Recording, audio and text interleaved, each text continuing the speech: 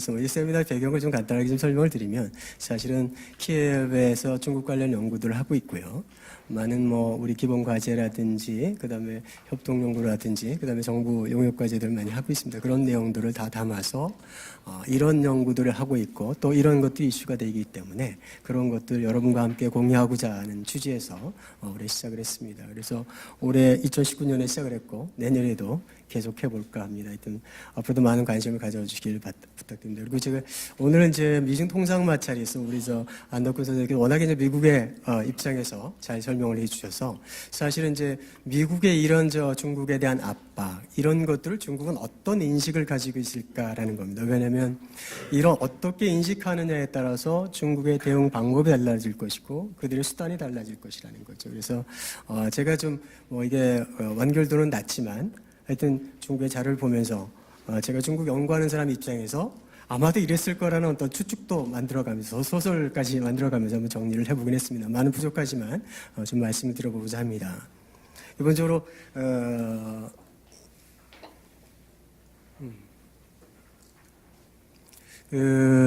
제가 이렇게 미중 간의 그 마찰의 과정들 보면 트럼프의 그 대선 시기부터 시작을 해서 지금 2년이 넘어왔고요. 그 과정을 이렇게 보면 트럼프가 대선 때 내세웠던 여러 가지 이슈들이 있어요. 그게 뭐냐면, 중국은 너무나 그 불공정해를 하기 때문에 45%까지 관세를 매겨서 중국 산업을 잡아보겠다. 그 다음에 환율 조작국으로 지정을 해서 해보겠다. 워낙에 많은 지배권들을 침해하기 때문에 거기에 대해서 우리 강력하게 대응을 하겠다라는 거. 이미 트럼프가 대선 과정에서 공약으로 내세운 어떤 것들입니다. 그러니까 사실은 이미 다 예견됐던 전쟁이었고, 자 이런 것 하는 과정, 그런 것들이 지금까지의 과정이다. 그래서 작년부터 시작해서 2017년부터 시작해서 그런 과정들을 했다 이렇게 봅니다. 그래서 일단 2017년에는 내가 이런 300일조 조사를 통해서 중국한테 제재를 하겠다. 이런 예고를 했고요. 그리고 300일조 조사를 했고, 또 그런 과정들 베이스로 해서, 작년부터 시작을 해서는 실제로 관세 행동을 하죠.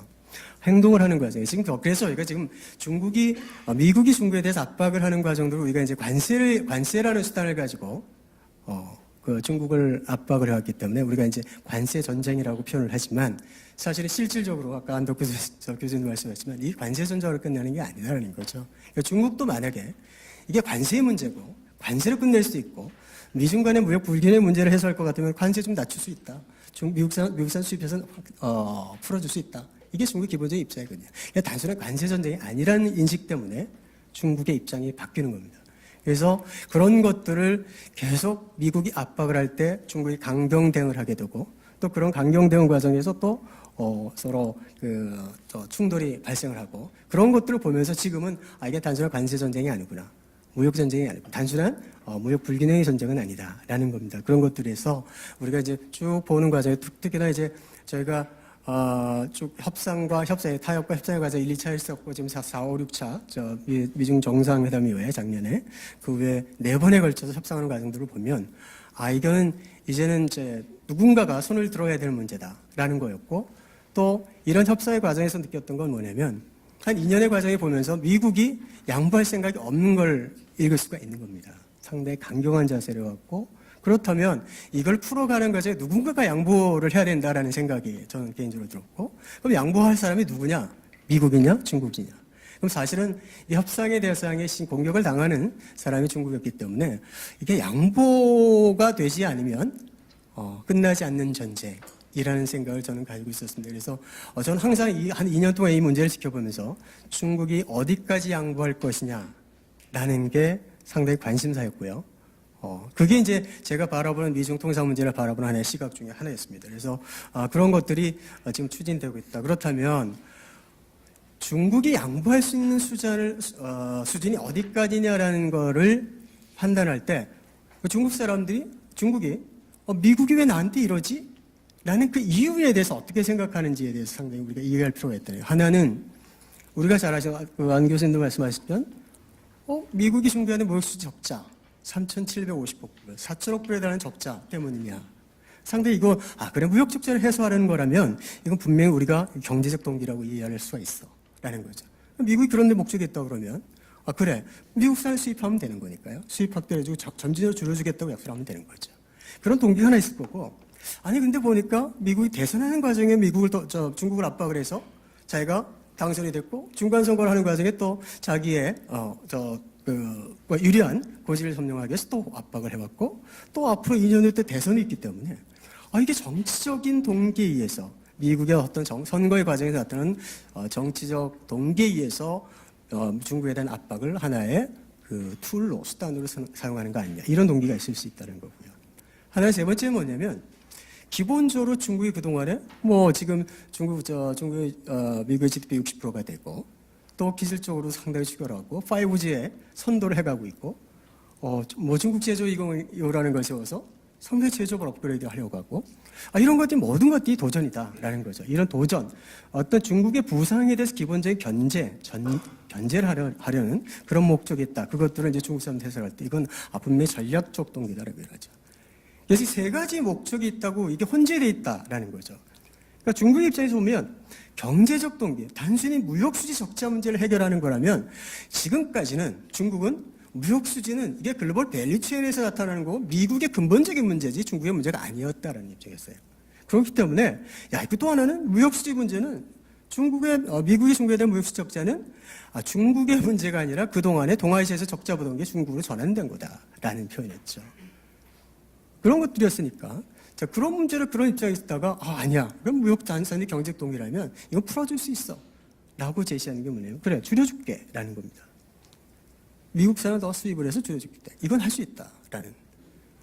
근데 이제 정치적 동기다 그러면 이렇게 간주를 할 때 이렇게 중국에서 이렇게 쳐다보면서 그래 중간 선거에 이거 트럼프에 도움이 되면 끝나겠지.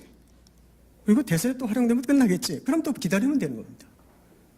근데 문제는 마지막에 있는 전략적 동기의 경우에 중국의 부상을 기본적으로 견제하려는 전략적 동기가 있다면 여기에 대해서는 중국은 강력하게 대응할 수밖에 없다라는 게 기본적인 입장이에요. 그래서 이 세 가지 동기를 미국이 하는 행태에 대해서 이렇게 세 가지를 가지고 분석을 해보는 거죠. 어떤 것들이 그러면 경제적 동기에 의한 것이고 어떤 것이 전략적 동기에 의한 것인지 이런 것들을 보는 겁니다. 그래서 그 밑에 있지만 미국이 중국에 대해서 압박하는 여러 가지 무역 규제 수단들 그전에는 불공정 무역행위라는 반덤핑이라든지 보조금이라든지 이런 것들을 통해서 할 때는 이건 분명히 불공정 무역 행위에 대한 규제라는 건데 그 뒤에 가서는 국가 안보의 문제라든지 전략국자 통제라든지 기술 패권의 문제, 중국 제재를 걸고 넘어가는 문제라든지 이런 것들을 봤을 때는 중국 입장에서 이건 분명히 중국에 대한 부상에 대한 견제다. 전략적 동기가 강해져 있다는 거죠. 그러면서 이렇게 이제 해석을 하기 시작을 하니까 결국은 중국도 강경하게 갈 수밖에 없는 그런 게 된 거예요. 그래서 중국 사람들이 볼 때 문헌들을 보면 미국 내 중국에 대한 인식이 바뀌었다라는 거예요. 그게 하나는 뭐냐면 중국 추격을 더 이상 미국은 인정하려 하지 않는다. 이게 중국 사람들의 해석입니다. 중국 사람들이 이런 문제를 볼 때. 또 하나는 이게 중국식 모델에 대해서 그전에는 중국 새로운 모델이 있는 것 같아. 지켜봤는데 이게 중국식 모델로는 더 이상 인정을 해서는 안 되는 모델이라는 게 있었다는 거예요. 또 하나는 전반적으로 사회주의에 대한 적대감이 미국에서 일고 있다. 그런 것들이 중국에 대한 압박을 하고 있다. 그 다음에 중국의 발전을 하면서 미국이 좀 도움이 될까라는 기대도 있었는데 사실은 중국이 발전하면서 중국의 그런 미국에 대한 실질적 도움이 별로 되지 않더라라는 판단들. 그러니까 기본적으로 중국의 부상이라는 것에 대해서 부정적 인식들이 미국 내 팽배했다. 그런 것들이 차이나 위기론으로 발생을 하고 차이나 샥으로 발생을 하고 이런 것들이 결국은 중국 안에서 해석을 할 때 이런 인식이 전반적 인식이 있다면 이거는 단순히 무역의 문제는 아니다. 경제적 문제는 아니다. 이런 식으로 하는 겁니다. 그래서 특히나 미국이 중국의 어떤 전략들을 타겟팅하고 있느냐? 현대화 강국 전략. 특히 시진핑 집권에 들어오면서부터 시작된 2020년 샤오강 사회를 달성을 하고 2030년에 현대화 건설하고 기본 건설하고 2050년에 현대화 강국으로 가겠다. 이런 기본 전략이 발표됐을 때부터 더 심화되기 시작을 하고 중국 제조 2025에 이러니까 거기에 대한 타겟팅을 하고 또 과학기술 혁신 강국 저 표현들이 다 이런 중국이 이전에는 경제 대국, 무역 대국, 제조 대국이라는 개념에서 봤을 때는 이게 크게 위협이 되지 않았지만 중국이 강국이라는 표현을 쓰기 시작하면서부터 상당히 위협으로 느껴졌다는 거죠. 그런 것들이 미국으로부터 미국을 자극했을 것이다. 이런 것들이고요. 또 1대1로에 대해서는 그냥 지켜보다 보니까 2015년 처음에 시작할 때는 이게 되겠어라는 거였는데 사실은 2015년 본격화되면서 사실 주변계의 영향이 커지고 1대1로를 미국의 주도하고자 하는 아태 재균형이라든지 그다음에 인도 태평양 전략에 대한 어떤 도전으로 받아요. 거기에 대한 충돌로 이해를 하게 되는 거고요. 또 하나는 중국이 상해에 원유 거래소를 만들었습니다. 그래서 지금 전 세계 원유 거래 한 10% 정도가 상해에서 이루어져요. 또 중동산의 중진류.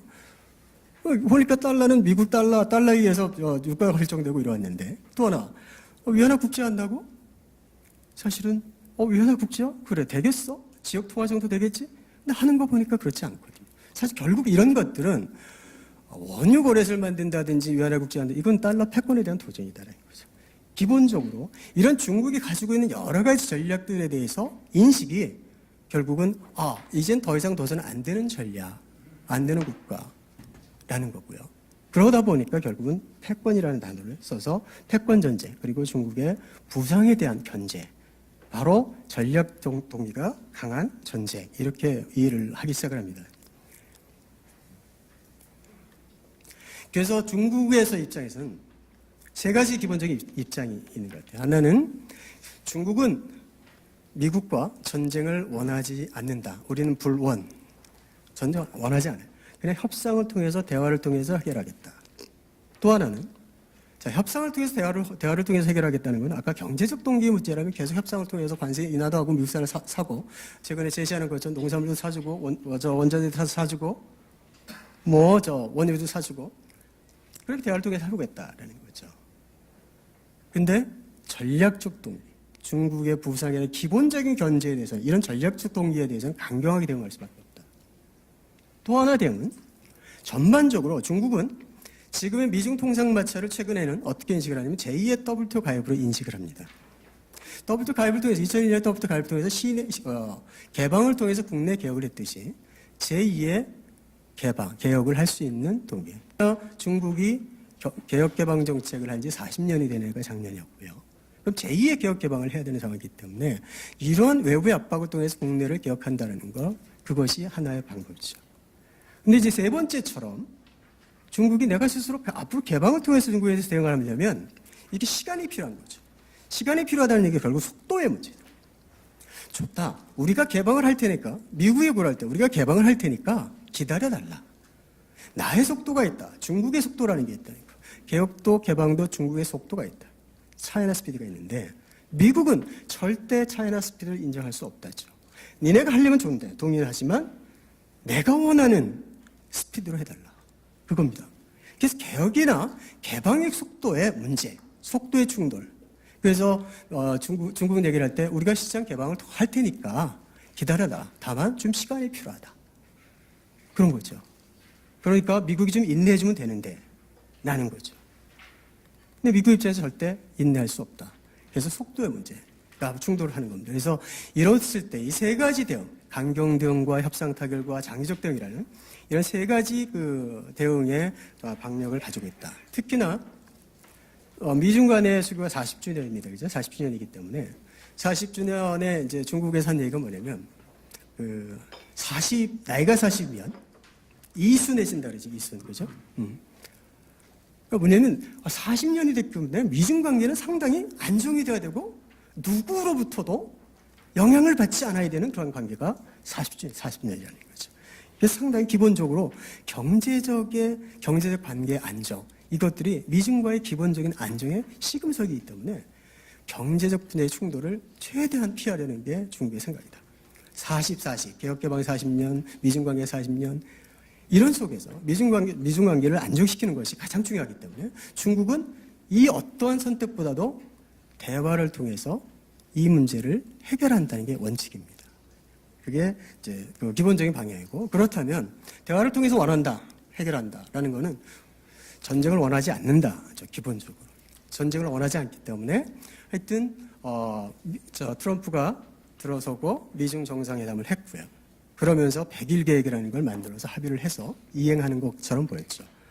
근데 다시 이제 전쟁이 온 겁니다.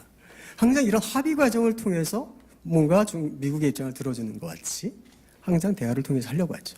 그리고 또 작년 12월 달에 그 G20 정상회담에서 만나서 다시 얘기를 해보자. 다시 합의해보자. 라고 시작을 한 거죠. 그래서 앞으로도 어떤 형태로든 합의를 통해서 협의를 통해서 해결하겠다라는 게 기본적인 중국의 입장이다 이렇게 볼 수가 있습니다. 그래서 우리가 그 2차 때 이게 미중 간의 통상 마찰이 있으면 2차 때 아마 그 휴전 공동 성명을 발표하고 합의한 내용들이 있습니다. 그 내용들을 뒤에 다시 소개해드리겠지만 좀 생각은 다르다라는 거고요. 자, 이런 합의를 해놓고 미국이 깨버렸죠.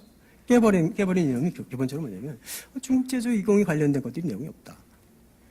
다 이건 내용이 없는 거다. 결국은 미국의 목적은 무역 수지 불균의 해소가 있지 않기 때문에 해소 있지 않고 중국의 부상을 견제하는 게 있기 때문에 중국의 핵심적인 이익을 건드리지 않으면 안 되는 거죠. 그 부분을 건드리면 결국은 안 된다. 그래서 그 3차 회담이 깨질 때 중국은 뭐라고 그랬냐면 이건 3차 회담의 결렬은 중국의 입장에서는 전략적 성명이라고 얘기를 했고요. 그게 바로 중국 압박했다라는 표현을 썼습니다. 그래서 기본적으로 중국 입장에서 보면 대화를 통해서 해결하는 것이 쉽지 않다라는 기본적인 생각. 그래서 결국은 이제 관세 전쟁으로 갔을 때 중국도 강경 대응을 할 수밖에 없는 겁니다. 관세 전쟁을 해서 사실 중국이 이득이냐 미국이 이득이냐 지금 나중에 발표를 하시겠지만 사실 누구도 이득은 되지 않습니다. 그래서 중국도 관세 전쟁보다 이런 강경 대응보다는 대화를 통해서 한다. 특히나 중국이 이제 강경 대응을 하는 이유 중에 하나는 뭐냐면 하나는 이겁니다. 국가 핵심이익이라는 단어가 있어요. 그게 뭐냐면 중국의 부상, 특히나 우리가 관심을 가지는 중국 제조 2025, 중국의 반도체 불기, 기술적 불기 이것들에 대해서 미국이 건드리는 것에 대해서는 용납할 수 없다. 핵심 이익을 건드리지 마라. 그 표현이 하나 있고요. 또 하나는 미국이 중국을 건드리는 이유가 미국의 우방이 연합해서 중국을 견제하는 그렇게 함으로써 중국의 우방, 한국처럼 중국에 대한 의존도가 높은 나라가 탈중국화해야 되는 거. 중국으로부터 벗어나게 하는 거. 중국과의 관계를 줄여가는 거. 그게 바로 탈중국화를 상당히 유도를 하고 있다는 거죠. 그리고 중국에 대한 협공이다. 협공으로 가는 것에 대한 견제입니다. 그리고 세 번째 뭐냐면 결국 이런 걸 통해서 이것들이 경제 문제에서 경제 외적인 문제, 남중 국해 문제라든지 대만의 문제라든지 이런 것들로 연결돼서 이게 무력화되거나 정치적 충돌로 연결되는 것은 최소한 막아야 된다. 그렇기 때문에 이런 것들에 대해서 강경하게 대응할 수밖에 없다. 이게 이제 기본적인 입장이고요. 그 다음에 이제 개방에 대한 대응입니다. 이름쇼이죠. 이개방, 촉개혁. 이게 중국의 개혁개방 정책의 기본적인 핵심 키워드입니다. 방향입니다. 개방을 통해서 국내를 개혁한다예요. 그러니까 우리 개혁을 통해서 개방을 하는 거는 개방을 통해서 개혁을 하는 건 상당히 시간이 필요합니다. 중국의 타임 스케줄이 있죠. 그래서 점진적으로 하겠다. 네거티브 리스트 제도를 도입할 거다. 다만 시간이 필요하다. 서비스 시장 개방할 건데 좀 시간이 필요하다. 자본시장 개방할 건데 시간이 필요하다. 위안화 환율 시정하는데 지금 시간이 필요하다. 그 시간들이라는 거죠. 그래서 그런 것들을 벌어야 되는 것들인데 특히나 이게 바로 이제 중개 전략이었고 이런 협상의 과정, 관세 전쟁의 과정에서 중국의 한 조치들을 보면 관세이나 9.8%에서 7.5% 낮췄고요. 그 다음에 소비재 낮추고, 의약품 낮추고, 자동차 부분 관세를 낮추고, 소비재 또 공산품 관세를 낮추고 해서 7.5%까지 낮췄어요. 미중 간의 마찰에서 핵심 사항 중에 하나가 뭐냐면 관세율을 미국 수준에 낮추라요. 9.8%를 미국 수준에 낮춰라. 그게 이제 미국의 요구 사항 중에 하나입니다. 미국 수준이 평균이 3.5%거든요. 거기까지 낮춰라. 이게 요구입니다. 그러면 그걸 맞춰야 되니까. 그래, 관세나 낮출 수 있다는 겁니다. 다만 시간이 좀 필요하지만, 그래, 빨리 해보겠다. 그 다음에 시장을 개방을 해야 투자 개방을 하겠다. 그랬더니 자동차 투자 제한 제출 폐지하고, 그 다음에 외국인 투자, 네거티브 리스트를 도입을 합니다. 네거티브 리스트를 도입하면, 금지 제한 업종에는 다 투자를 할 수가 있는 거예요. 그렇게 도입을 하고, 또 최근에는, 네거티브 제도에 도입을 해서 그 분야를 계속 낮춰왔어요. 특히나 미국이 요구하는 서비스 시장 개방, 금융시장 개방 쪽을 추구를 하는 거죠. 한쪽에서는 미국이 요구하는 것들을 들어줘 가면서 또 한쪽에서는 강경하게 대응을 해서 내가 미국이 원하는 건지 모르겠다. 나는 지금 세 가지 대응 중에서 강경 대응도 해보고 협상을 통한 대응도 해보고 내가 스스로 개혁을 통해서 대응도 해보고 세 가지 대응을 다 하고 있는 겁니다. 어떤 것이 가장 효율적이냐는 사안에 따라서 다르게 나타나는 거죠. 그래서 무역 수집 이 사안들이 무역 수지 불균형의 문제, 그 다음에 관세나 비과세장별 설패, 서비스장, 농산물 여러 가지들이 있는데 이런 것들은 사실은 내가 시장 개방을 통해서 또 미국산 수입을 확대를 통해서 하겠다라는 게 기본적인 전제. 내가 미국의 논리에 무역수지 불균형이 중국 때문이다. 미국의 대중 무역수지 불균형이 그 논리에 동의는 하지 않지만 그래도 노력을 하겠다. 관세 그래 상대적 미국보다 높으니까 노력해서 낮추겠다. 다만 시간이 필요한 거다. 근데 3.5%까지 당장 낮출 수 없으니까 이런 얘기들이죠. 점진적으로 하겠다. 서비스장 개방할 거다라는 겁니다. 그래서 뭐 일단은 EPA 시장을 좀 개방도 해주고 또 중국 미국계 투자사에 대해서 그 투자도 허용하고 여러 가지를 합니다. 이런 대응도로 계속하죠. 다만 안 되는 게 있다면 중국 제조 206와 관련된 협상의 문제였어요. 그게 핵심 이익이었습니다. 중국의 경제적으로는. 비경제적인 핵심 이익들을 말씀해요. 대만의 문제라든지 남중국해 문제라든지 안보의 문제들은 있어요. 하지만 경제적 측면에서는 중국 제조 2025라는 산업 정책에 대한 시비, 그것들에 대한 견제, 이것들은 국가의 핵심 이익이었기 때문에 양보하기가 어려웠다는 거죠. 그래서 워기와 관련된 기술 문제라든지 지재권의 보호 문제, 그 다음에 중국 제조 의혹 관련된 보조금의 문제, 이런 것들에서 강경하게 대응을 했고, 그거는 양보하기 어렵다라는 것들이 중국의 기본적 입장인데 최근에 좀 바뀐 것 같아요. 부분적으로 그러니까 기본적으로 미국하고 중국 간에 협상을 통해서 타결하려면 이 부분에 대해서 미국이 양보를 해야 된다는 거였죠. 미국이 양보하지 않으면 기본적으로 협상은 없다. 타결되지 않는다는 겁니다. 그래서 어느 정도 중국 제조 2025 관련해서 미국이 어느 정도 양보를 했을까라는 게 저희 관심사 중에 하나입니다. 지금 협의 내용 중에. 그리고 최근에 이런 것 중국 제조 2025가 워낙에 이제 미국으로부터 비난을 받으니까 최근에 중국의 정부의 업무 보고라든지 작년부터는 아예 쏙 빼버렸죠. 정부 업무에서 중국 제조 2025의 단어를 빼버렸어요. 그러니까 그러면서 이제 충돌을 피해가려고 하는 거죠. 그래서 이 부분에 대한 미국의 양보가 있을 거다. 어디까지냐는. 이 부분만 얻어내면 경제적인 이유에서의 충돌은 충분히 중국이 양보를 해서 갈 수 있다. 이게 이제 기본적인 방향입니다. 그래서 그 내용들의 지금까지 협상하는 과정들의 내용에 서로 발표하는 내용들의 차이를 보면 뭐가 쟁점일까 이런 게 있어요. 그러니까 그 G20 정상에서 트럼프와 시진핑이 만나서 한 얘기들인데 그리고 다시 양국 정부가 발표한 내용들인데 중국은 G20 정상회담을 끝나고 나서 제일 큰 성과가 뭐야? 그랬더니 우리 있잖아 90일 동안 추가 관세한 거 안 하기로 한 게 가장 큰 성과 이렇게 발표를 하죠. 중국은 그랬습니다. 왜냐하면 시진핑의 입장에서 중국 지도부의 입장에서 가장 큰 명분은 뭐냐면 미중 분쟁을 종식시키는 겁니다. 미중 통상 마찰에서 가장 큰 성과, 시진핑 성과는 내가 종식시켰다죠. 그러니까 미국의 입장에서는 내가 미중 통상 마찰을 통해서 실익을 가장 많이 챙겼다라는 거예요. 그러니까 실익과 명분이에요. 그러다 보니까 백악관 발표에 이러이러는 거 중국 해주기로 했어요. 라고 쭉 발표를 하죠. 근데 시진핑은 중국은 우리가 관세, 부과, 유예 연장하기로 했어. 이게 다였어요. 그게 이런 걸 보면서 미중 간의 입장의 차이라는 것이 이 미중 통상 문제를 다루는 입장의 차이라는 것이 확연히 드러난다는 느낌을 받고요. 또 4차, 5차, 6차 이렇게 보면 두 가지입니다. 하나는 무역 불균형의 문제, 하나는 구조적 문제라는 거예요. 무역 불균형은 아까 얘기했잖아요. 무역 적자를 해소하는 겁니다. 무역 적자에 대해서는 기본적으로 방향이 정해진 것 같아요. 2024년까지 균형의 수준에 가도록 노력한다겠죠. 그죠? 그걸 달성은 제가 볼 때는 불가능한 약속입니다. 실현 불가능한 약속이지만 어쨌든 중국은 하겠다고 할 거다. 그 수단이 뭐냐? 중국산을 미국산을 더 수입하겠다. 그럼 뭘 살 건데? 농산물, 에너지, 항공기 그렇겠죠? 더 이상 살 게 없습니다. 반도체. 그러니까 반도체 사겠어요.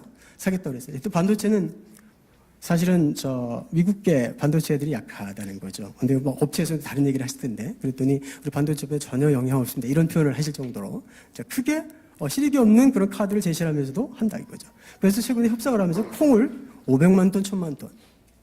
그래서 중국의 이 협상하는 과정에 콩이라는 것이 매개가 돼서 상당히 많은 그 트럼프에게 실익을 주면서 중국은 또 명분을 찾아가고 있다는 것들인데, 그것들은 뭐냐면 대두 로직이라고 그럽니다. 미중 간의 협상에서 나타난 중국의 표현, 따오토 로지라고 그러는데, 대두를 이용한 협상의 로직이 이루어지고 있다. 그래서 또 하나는 이제 이런 문제들을 특히나 이제 최근에 6차부터 시작해서 환율의 문제가 드러납니다. 그래서 그전에는 무역 수지에서 구조적인 문제, 이제 환율 문제까지 이 세 개가 결합된 협상이 이루어지고 있고, 그것들이 이슈다라는 거고요. 그 다음에 여러 가지 이슈들 중에서 얼마만큼 타결 가능하냐, 어떤 부분을 할 수 있느냐. 최소한도 미국이 중국한테 요구한 142개 항목이 있다는데, 그 부분에 대해서 최소한도 중국이 80점 이상은 만족시켜야 협상은 끝난다라는 겁니다. 최소한 80% 이상은 양보를 해야 된다. 그럼 나머지 20%는 국가의 핵심 이익과 관련된 부분을 중국은 지키면 된다. 그게 트럼프가 짓은 명물입니다. 내가 중요한 국가 핵심을 지켰다, 협상에서.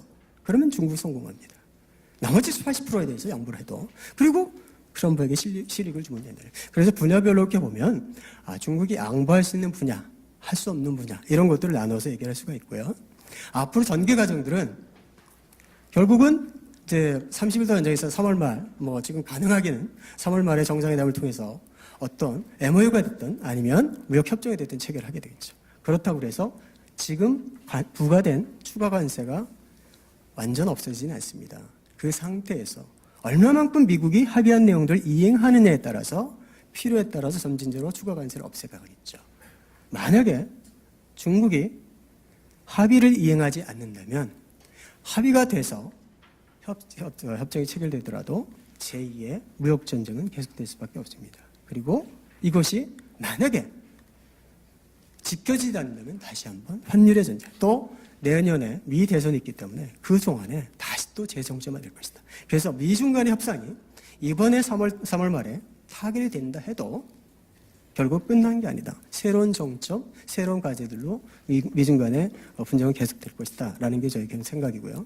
이것들은 이제 중국이 이런 생각하에서 봤을 때, 이런 조건에서 보면 중국 경제 성장이 둔화될 가능성이 있다라는 것들이고요. 만약에 관세 전쟁의 기조 전면전으로 간다면 5%대로 떨어질 거다라는 거고요. 이번에 성장률이 6에서 6.5% 낮춰놨어요, 그죠? 그래서 결국은 이런 것들에 대해서 중국의 올해 지금 전인대에서 이루어진 중국 정부 공작 보고라든지 이것들 보면 사실은 중국은 정책적 전환을 하고 있다. 그러니까 그동안에 공급축 구조격이라는 단어가 핵심이었던 중국의 기본적인 경제 운영에서 지금 6가지 안정이라는 단어를 씁니다. 안정적 성장을 포함해서. 그래서 기본적으로 거시 경제 정책 방향이 구조조정에서 안정적 성장 정책으로 바뀔 가능성이 있다. 그러다 보면 성장의 모멘텀을 어디서 찾느냐? 소비에서 찾을 것이다 라는 거고요. 또 위안화에 대해서 환율을 안정시켜 갈 것이다 라는 거예요. 또 하나는 산업정책, 중국 제조 2025에 대해서 분명히 수정이 불가능하다. 그래서 이번에 경제공작 보고에도 어제 발표된 중국 제조 2025라는 단어는 싹 없어졌습니다. 뭐가 들어가 있냐면 전략적 신흥 산업이라고 기존의 개념이 들어가 있고, 거기에 인터넷 플러스 그런 것들은 들어가 있어요. 그 다음에 AI 정도. 그래서 기본적으로 중국 제조 2025 전략이 수년될 수밖에 없다라는 느낌을 받게 하고요. 그 다음에 외국인 투자제를 바꿉니다. 이번에 외국인 투자법이 통일된 새로운 외국인 투자법이 제정됩니다. 그 안에는 기술 이전을 강제하는 조항을 금지하는 조항이 들어갈 거고요. 그 다음에 지자금 보호하는 거, 시장 개방, 네거티브 리스트 다 포함이 됩니다. 그 다음에 관세가 분명히 낮아진다. 지금 9.8%에서 7.5%까지 낮췄고요. 미국의 수준이 3.5%까지. 미국의 요구는 앞으로 2년 내에 미국의 수준을 낮추라고 그랬어요. 그럼 불가능하겠죠. 하지만 5.5%, 3.5% 단계적으로 앞으로 1년 내에 5%대로 떨어질 것이고, 앞으로 3, 4년 내에는 미국의 수준까지 낮춰야 된다라는 합의가 이루어진다면 그런 가능성이 있다. 비관세 장벽 없애고 이런 것들이 있습니다.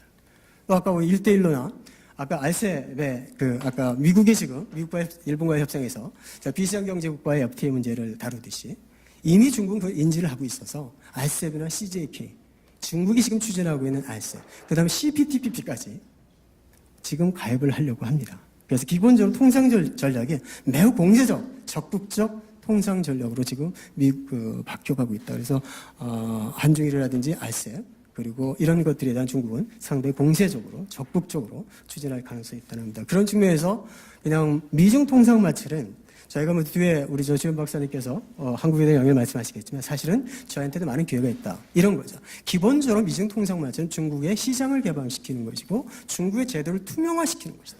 투명성을 제고하는 것이다. 그런 측면에서 보면 장기적으로 중국에서 비즈니스하거나 중국과의 거래를 하는 교육이 많은 우리한테는 좋은 겁니다. 장기적으로. 단기적으로 관세 전쟁이 있어서 경기가 위축이 돼서 수출이 둔화될 수는 있습니다. 다만 장기적인 관점에서 봤을 때 우리는 미중 통상 마찰이 우리한테 주는 기회들이 훨씬 더 클 것이다 라는 생각을 저는 가지고 있고, 바로 이제 그런 기회들을 우리가 어떻게 준비하느냐, 아까 오전에도 다른 신 대사님 말씀하셨지만 우리가 준비가 돼 있느냐에 따라 다르기 때문에 지금부터는 우리한테 주어진 한 1, 2년의 시간, 그런 것들을 준비하는 시간이 돼야 되고, 그런 기회로 활용할 수 있는 우리의 기본적인 역량을 키우는데 같이 해야 될 것 같습니다. 예, 이상 감사합니다. 예.